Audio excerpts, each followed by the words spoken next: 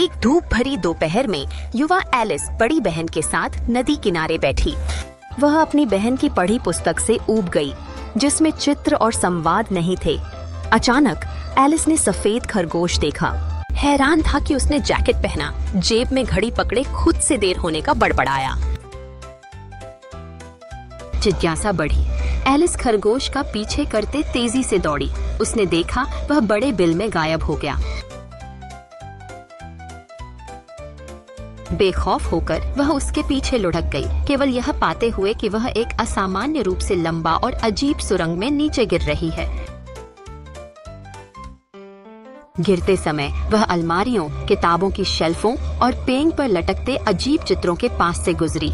धीरे से जमीन पर बैठते हुए वह खुद को दरवाजों से भरी एक विचित्र होलवे में पाती है। खरगोश गायब हो चुका था, लेकिन एलिस की खोज ने उसे एक छोटे एन के मेज तक ले जाया, जिस पर छोटी सोने की चाबी थी।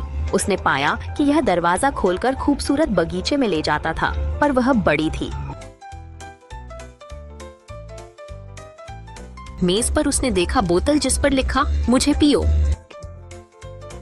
वह हिचकिचा रही थी, लेकिन खुशबू मनमोहक थी और लेबल सीधे उसके नाम संबोधित था, इसलिए उसने इसे पीने का फैसला किया।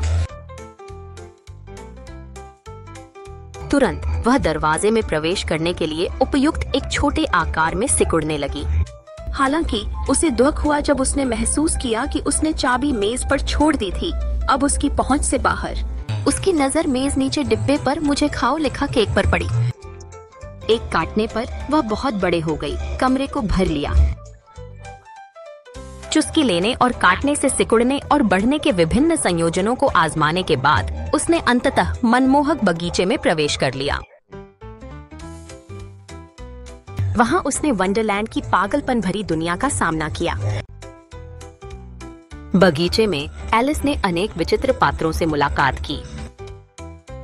वहां मुस्कुराती चेसियर बिल्ली थी, जिसका सिर शरीर कभी गायब हो जाते थे, जबकि एलिस को बेतुका सलाह देती। मैड हैटर की प्रतीत होने वाली अनंत चाय पार्टी में वह पागलपन में डूब गई। एक जगह पर शांत नहीं बैठ पाई। फिर एलिस ने दिलों की रानी से मुलाकात की, क्योंकि उसका अस्थिर गुस्सा और बार बार ऑफ विद देयर हेड्स के चिल्लाने। अपनी तप्त स्वभाव के बावजूद एलिस ने उसके साथ क्रॉकेट खेला, फ्लेमिंगो को मालेट और हेजहॉग को गेंद बनाकर।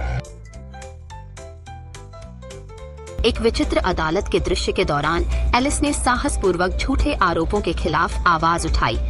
धीरे धीरे निरर्थकता ने उस पर दबाव डालना शुरू कर दिया और उसने खुद को वास्तविकता में वापस खींचा जा रहा महसूस किया। अचानक वह फिर से घास के तट पर जाग उठी। एलिस ने महसूस किया कि वंडरलैंड में उसका साहसिक कार्य दिवा स्वप्न था।